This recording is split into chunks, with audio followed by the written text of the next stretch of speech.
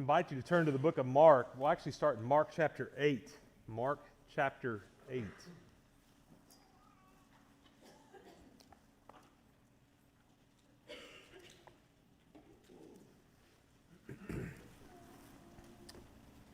Years ago, I saw one of the more interesting displays of a desire to be first that perhaps I have ever seen. My second work, there were two elderly sisters who had never married and they lived together. They were quite entertaining. They didn't really get along. My favorite place to visit was their house just to watch them fight, truthfully. Not that I would instigate such.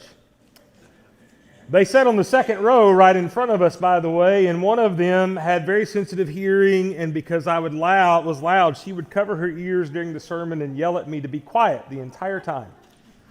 It's the kind of person you're dealing with, and I once told her, I said, there's a back row if you'd like to get further away from my voice. And she said she'd sat there for over 25 years and she wasn't moving. And so we just had this relationship. That's how it went. And they were elderly, and one of them used a cane, and they would struggle to get around. But what was interesting is if we had a potluck, they would stand at the head of the line before all the food was there with trays they brought from home that was twice as big as any plate that anybody else had, waiting to be first in line. And it was a miraculous event because these two elderly sisters that couldn't walk without a cane suddenly could stand for 30 minutes waiting for us to start the potluck. Because that's how important it was for them to be first. Now that is a true story, by the way. I am not making this up. Duane is my witness. If Peyton was here, he could testify as well. It will stick in your minds when you see something like that. And it is a radical extreme of a problem we have sometimes, which is in certain ways, at certain times, we're just convinced that we're more important than other people. And so we need to talk about that this morning. What I found interesting when I was looking at the text for this morning is that what really sets these texts up is actually there are three predictions in the book of Mark, but there seems to be one response to each of these predictions. And the first of those is in chapter 8. If you'll look in verse 31, is the first of three predictions. He began to teach them that the Son of Man must suffer many things and be rejected by the elders and the chief priests and the scribes and be killed, and after 3 days rise again. And he said this plainly. And Peter took him aside and began to rebuke him. But turning and seeing his disciples, he rebuked Peter and said, "Get behind me, Satan, for you're not setting your minds on the things of God, but the things of men." The predictions that we're going to see are Jesus is saying, I'm going to have to go to Jerusalem, and I'm going to die, and I'm going to be raised from the dead. And the second one, just we'll read the predictions, and we'll come back to the responses in a moment. In chapter 9, starting in verse 30, they went on from there and passed through Galilee, and he did not want anyone to know, for he was teaching his disciples, saying to them, "The Son of Man is going to be delivered into the hands of men, and they will kill him. And when he was killed, after 3 days he will rise." But they did not understand the saying and were afraid to ask him. Interesting here just to see that the gospel is being plainly spoken to them at this point. This is, by the way, the death, burial, and resurrection of Jesus is the plain heart and soul of the gospel. It is the good news. He is saying it bluntly and plainly to them. And when it's finally spoken, the human response here, even among the disciples, is ignorance and fear. They don't understand and they're too scared to ask. And then chapter 10, we just read starting in verse 35, but look at verse 32. By the way, this is on the way to Jerusalem for the final time. They're on the road going up to Jerusalem, and Jesus was walking ahead of them, and they were amazed, and those who followed were afraid. And taking the 12 again, he began to tell them what was to happen to him, saying, "See, we are going up to Jerusalem, and the Son of Man will be delivered over the chief priests and the scribes, and they will condemn him to death and deliver him over to the Gentiles, and they will mock him and spit on him and flog him and kill him. And after 3 days, he will rise." Of the three, this gets into more detail. That I wonder sometimes, could they have heard these words and not understood? He's talking about crucifixion. The mocking, the spitting, the spectacle, the flogging, the scourging, those are all tenets of what they know is crucifixion. Jesus is saying, I'm going to Jerusalem, they're going to take me, I'm going to be crucified, and 3 days later I'll rise again. And so in all of these stories, these predictions, what we have is Jesus predicting his suffering. But also what we have in all of these is that the response from the disciples focuses on their own privilege more than the suffering of Jesus. Now the hardest of those to understand, I believe, is here with Peter in chapter 8, because Peter rebukes Jesus here in chapter 8.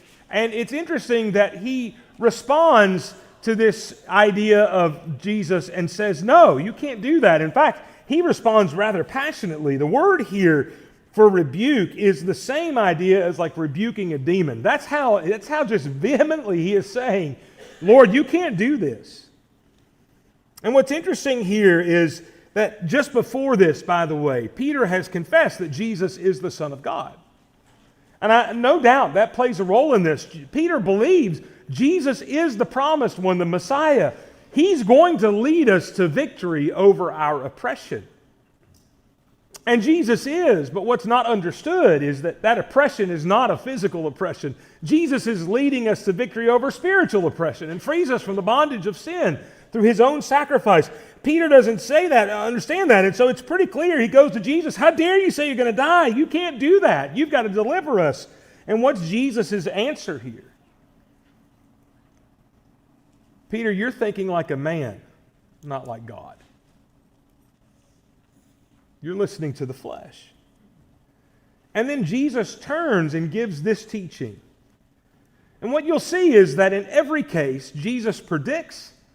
The apostles respond with this idea of what they need, the me first kind of attitude, and Jesus always responds with the same kind of response, but different words sometimes. Calling the crowd to him in verse 34 with the disciples, he said to them, if any would come after me, let him deny himself and take up his cross and follow me. Whoever would save his life will lose it. Whoever loses his life for my sake and the gospel's sake will save it. What shall it profit a man to gain the world and forfeit his soul? For what can a man give in return for his soul? Whoever is ashamed of me and my words in this adulterous and sinful generation, of him will the Son of Man be ashamed when he comes in the glory of his Father with the holy angels. What is the immediate response? Deny yourself. Deny yourself and what you think this is supposed to be. The message of the gospel is Jesus is going to die, but we also have to die and pick up our own cross. And the problem here is Peter's not doing that. Peter has an idea of what it should be. He's telling Jesus, no, this is not how this works. This is what it looks like. And Jesus is saying, no, you got to put that to death. That understanding, that expectation, that picture of what you want, of being led to freedom from Rome through some kind of battle, that's not going to happen. You've got to deny that desire, and you've got to be willing to suffer as well. That's what it requires to follow. And first quarter of last year, we spent a whole quarter, by the way, Joe and I teaching on that idea in the class that was called Cross-Shaped Living. I think we probably understand that quite well. But in chapter 9 then, you remember the response here was they were afraid and ignorant. They didn't understand and they were too afraid to ask. But do you notice what happens next in Mark's account in verse 33? They come to Capernaum, and when he was in the house, he says, what were you discussing on the way? And they kept silent, for on the way they had argued with one another about who was the greatest. And he sat down and called the 12, and he said to them, if anyone would be first, he must be last of all and servant of all. And then in verse 36, he takes a child, and he puts him in the middle of them, and taking him in his arms, he said, whoever receives one such child in my name receives me, and whoever receives me receives not me, but him who sent me. They don't even want to come clean about what they're doing, because they've been arguing about who is the greatest. What I find interesting in this text is the imagery, this object lesson of a child. And it may not be what you think, because normally we think about the object lessons with children, with Jesus, that he's trying to teach us about the innocence of a child. And that's not really it here. what's really going on here is that in this culture, children are of the least importance. They're below women. Men are the focal point. Men are the bread earners, they're the leaders, they're the ones that do everything, technically, besides have kids. And that's where women come in is valuable, is their ability to have children, specifically an heir. But children, until they're of the age to work and until they're of the age to earn money or to be a man or provide children as a woman, children are generally discredited. They're not needed. They're just kind of pests. They're bothersome. Now that's hard for us to understand because we love kids, we nurture kids, we show people pictures of our kids whether they want to see them or not. We just dote on them. That is not the case in this culture. And so what Jesus is doing by taking this child is he's taking the least of the people. And he's saying, when you serve this child, when you take care of the least of these, remember that language from Matthew 25? When you welcome a child, you welcome me. And what he's trying to paint a picture of to them is what it means to be a servant. Because remember, if you desire to be first, you have to be a servant, is what he says. And then in Mark chapter 10, here is this same kind of idea. Again, it's the most graphic, if you remember. He's basically saying, I'm going to go and I'm going to be crucified. And here comes James and John. Also known in other texts as the sons of thunder, right? I mean, they are always ready to go, it seems. And here it says in verse 35, James and John, the sons of Zebedee, came up to him and said, Teacher, we want you to do whatever we ask of you. By the way, if you're a parent, whenever your kid says that, you know you're in trouble. And he says, what do you want me to do for you? And they say, grant to us that we sit one on your right hand and one on the left in your glory. And Jesus said, you don't know what you're asking. Are you able to drink the cup that I drink or to be baptized with the baptism with which I am baptized? By the way, in a few days, he's going to pray that this cup will pass from him because it is so overwhelming to carry. He is saying to them, you can't do this. And what's their response? In our terms, we would say it this way, Lord, I got this. We are able. What's interesting is Jesus says, well, the cup that I drink, you will drink. And the baptism with which I am baptized, you will be baptized. They are going to suffer. They are going to be martyrs, essentially. But not at this time. But to sit at my right hand or my left is not mine to grant, it is for those who has been prepared. And when the 10 had heard it, they began to be indignant at James and John. And Jesus called them to him, and he said to them, you know that those who are considered rulers of the Gentiles lord over them, and the great ones exercise authority over them. But it shall not be so among you.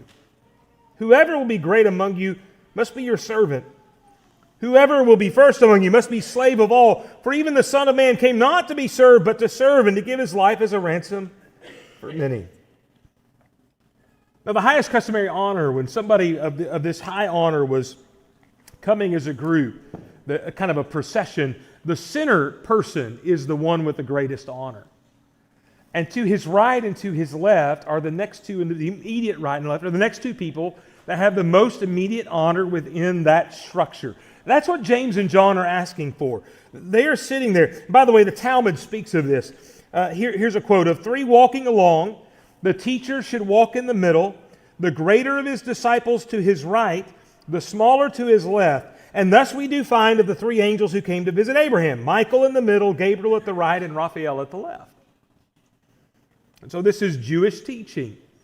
And they're coming based on that Jewish teaching to say what? Give us these 2 places of honor. And Jesus says you can't be in those places of honor. First off, you're not capable. Second, it's not mine to give to you. And understandably, the other 10 are pretty mad. Who do these 2 think they are? Why are they over here? Sorry, I didn't advance the slide for you, Jameson. Why are these 2 guys thinking they get special treatment? What's interesting is that in every case Jesus predicts his death, his disciples respond with some kind of me-first focus. Rather than seeing that Jesus is going to suffer, their idea is, no, Peter, I want it this way. No, which one of us is greater? No, give us places of honor in this kingdom. And in every case, Jesus does what? He teaches a message of self-denial, of stop trying to be the best, stop fighting about who's greater, and be a servant. There's a phrase that's about 4 times in the Gospels. Matthew 19 and verse 30. Many who are first will be last, and the last first. Matthew 20 verse 16. So the last will be first, and the first last. Mark 9:35. We said this. If anyone be first, he must be last. Mark 10:31. We didn't read that, but many of us who are first will be last, and the last first. What is Jesus saying in these places? When you seek self, you have got your priorities out of order. By the way, one of the interesting things about this teaching is that it is paradoxical. It does not make any sense. It doesn't make sense in our world to be a great person by being the lowest and serving. That is the exact opposite, by the way, that you really have been taught in your culture and in theirs. We are taught, look out for number 1. Pursue greatness. Take care of yourself. But I want you to think about this passage in Matthew 6:24. When we think about no one can serve 2 masters, our most often application of that is money. Because after all, there in the Sermon on the Mount, Jesus said, no one can serve 2 masters. Either he will hate one and love the other, devoted to one, despise the other. You cannot serve God and money. And so we take that principle and we teach it about money. But it is true about anything. You cannot serve God and anything else equally. And that includes yourself. And that's what Jesus is trying to say in all these places. I'm going to go sacrifice myself. I'm going to go give myself up to die and be raised in order to save you. You need to understand that's the message of the gospel. Deny yourself. Go on a cross. And their response is, well, which one of us gets to be on the right-hand side? Which one of us gets to be the best when you go do this? They've missed the point. I want to close with a couple of applications, and they're not every application, but the ones that I think are important today. Number 1, the danger of this me-first mentality is, number 1, this is a temptation for all of us. And I say that because it is manifested in some of the silliest ways possible by some of the people who are really good people. But think about it this way. Whatever we do, we want to be the best by far. Whether that's we want to be the best person making bread, or the one who keeps the cleanest house, or the most successful person at work, unless you're like Brandon and don't want any more responsibility and just want to be mediocre, or dress the nicest, or drive the nicest car, or live in the best places, or take the nicest vacations. We want to be the best. We want to be able to do things that call to attention to ourselves of our success. And by the way, that even creeps into the context of the church. And we may try to act like this isn't true, but I have fought it myself, and every preacher has. When you do something like what I do every week, you want to be the best.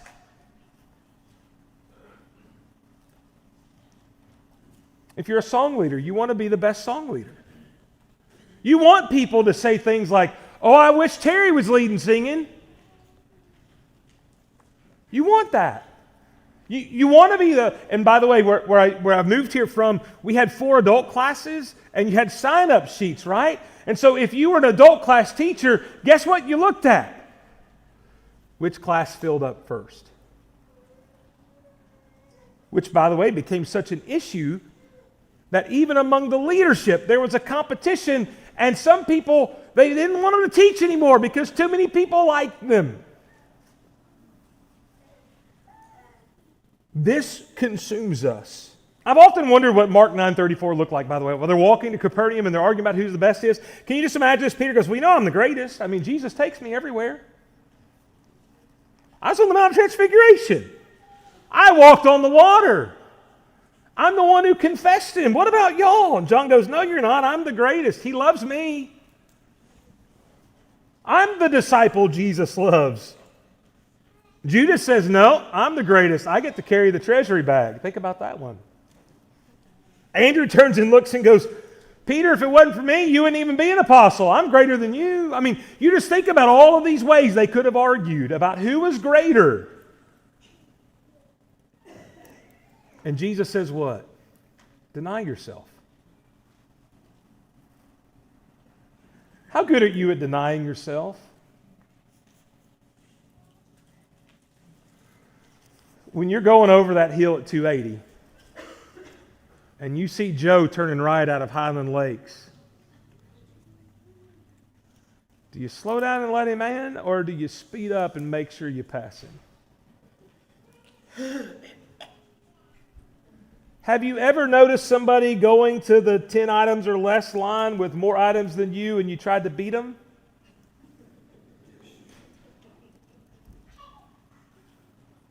And here's the thing is, these are silly things. They're trivial things. And yet our response is that we want to take care of self. I'm more important. I deserve to beat Joe down the mountain. I got more important things to do. I need to get through the line at Publix quicker. I need to make sure that my needs are taken care of. We all are tempted by this. Secondly, we have a mentality that if we can't be first, we certainly don't want to be last. Now, that's not always true. We have a young man here who loves being last. I don't know if you know that, but Sage Spear loves being last on his tennis team. You know why that is? Because in his words, I won't have any problem winning if I can just stay number 6. He told me that this morning. In high school, Sage would win all these matches, and I'd say, Sage, when are you going to move up the rankings? You're ranked 4th. No, Mr. Cherry, I don't want to rank. I don't want to move up. I'll have to play harder people. I want to be at the bottom so I can win more often. I want to be bad so I can win. That's Sage's thing. But here's the thing I need you to understand. Even in that mentality, what is Sage doing? I want to be last. Why? To take care of me. Sage is being selfish. And he just got called out in the sermon. And I warned him, by the way. By the way, he set that up so easy. I said, you're winning something. Like, you're going to move up. You better be careful. I'm staying down low. Soft toss. You see, the reality is, most of us, even when we're not first, we still want to take care of myself. Whatever the reason is. I can tell you this. I think this is true not just of preachers, by the way, but I know it's true of preachers, and I think it's true of all of us. When we interview for something, we may not want the job, but we want to be the choice.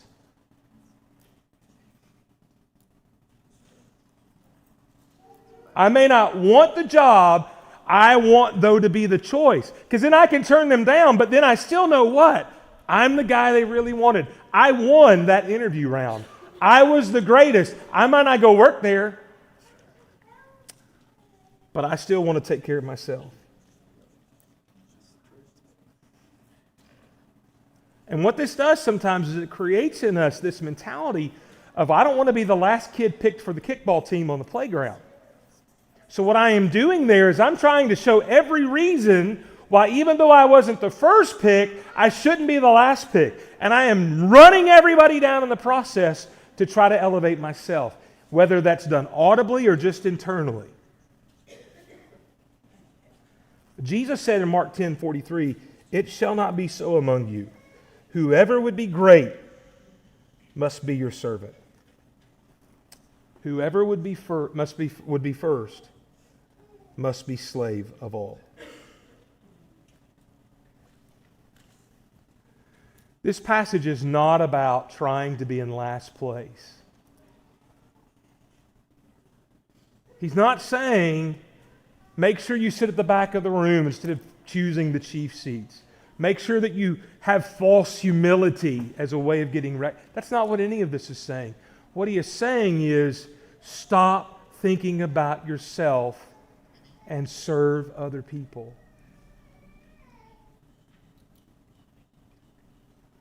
Philippians 2 is the passage that I think helps me understand this idea more than anywhere else.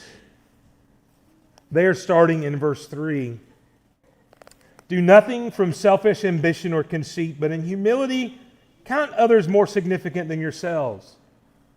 Let each of you look not only to his own interest, but to the interest of others. Have this mind among yourselves, which is yours in Christ Jesus, who, although he was in the form of God, did not count equality with God a thing to be grasped, but emptied himself by taking the form of a servant, being born in the likeness of men, being found in human form. He humbled himself by becoming obedient to the point of death, even the death on the cross.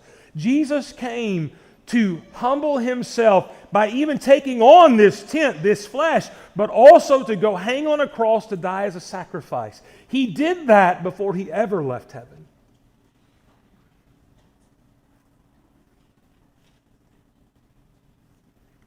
And Paul says, if you want to be like him, and by the way, that's what Mark is contrasting. Mark shows us these glimpses. Jesus saying, here's what I came to do. Great Lord, which one of us is greatest? This is what I came to do. Hey, that's great, Lord. Which one of us can sit on your right hand? Can we do that? What does Paul say? Look out for other people and their interest more than your own.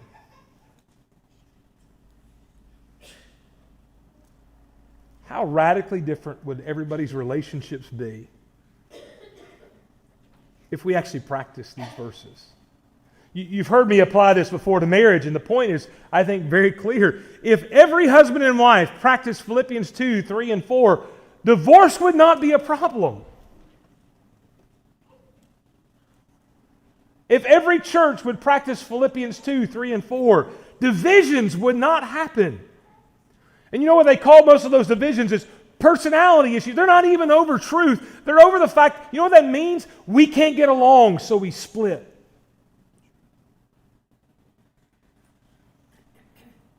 Because I wasn't willing to deny myself and pick up my cross. I wasn't willing to accept the least of these, this child, and welcome him in like Jesus does. I wasn't willing to put somebody I disagree with, what they want. I wasn't willing to put their needs above my own.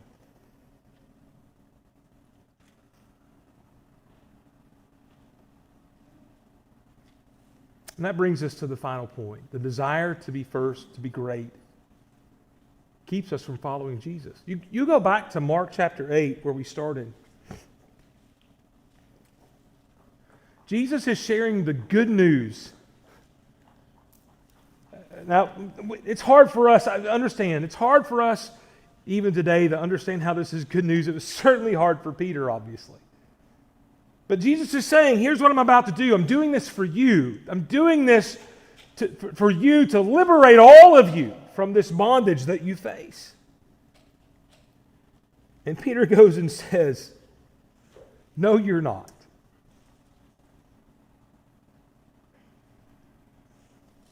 And Jesus says, you're so consumed with what you want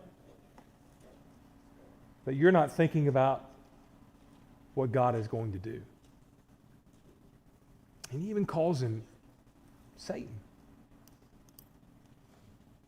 Because in that moment, Peter is against God's plan. Why?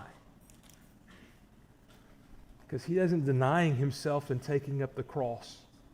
That's what Jesus' immediate response is. If you want to follow me,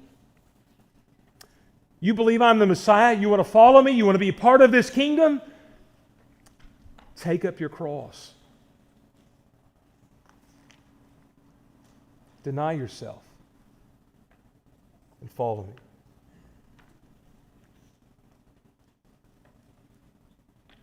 We're trained all of our life to take care of self. And the gospel flips that upside down and says, no, take care of everybody else the way God does. Serve the way Jesus does.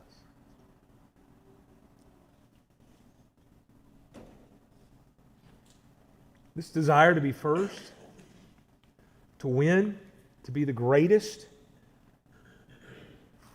it caused them in that moment to not carry their cross. And it has caused the majority of people that have existed in this world to miss out on the gospel. Because rather than denying self, which is that first step,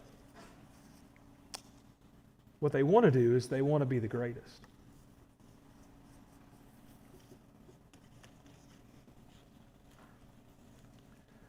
You see, God literally takes the foolishness of this world and makes it wisdom. Because what God is saying and what Jesus is saying is that even though what the world would call winners, they become losers, and God can take those that the world calls losers and give them an eternal inheritance. Now make sure you understand, I am not saying that we have to willingly and deliberately try to fail in life. That is not what I'm saying. I am not saying that we should say, hey, I just need to just stop trying to make money and do anything else and just try to sit back and do nothing, but be a servant. That is not what this is saying. You have to go on with life. There are other passages that talk about when you go to work, you work like you're for the master. As the video said, part of what is the motivation we just don't have time to get into is that we also, whatever we have our hand finds to do, as Ecclesiastes says, we do it with all of our might. Why? To glorify God, not self. That's the key. And so this is not some excuse for laziness. This is not some excuse to just stop doing things. It is just a reprogramming of our minds. This is not about me. It's about God. One final passage that I'll end with, just to remind you that this does have its reward. Because in Mark 10, before all of that we read, starting in verse 26, they were exceedingly astonished and said to him, "Then who can be saved?" And Jesus looked at them and said, "With man it is impossible, but with God, not with God, for all things are possible with God." And Peter began to say to him, "See, we have left everything and we have followed you." Jesus said, "Truly I say to you, there is no one who has left house or brothers or sisters or mother or father or children or lands for my sake and the gospel, who will not receive 100-fold now in this time houses, brothers, sisters, mothers, children, lands with persecutions, and in the age to come eternal life. But many who are first will be last, and the last first."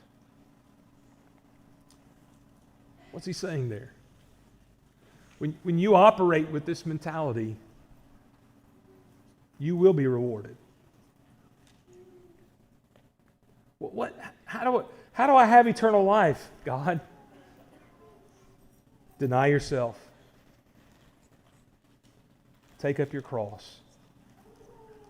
Follow me.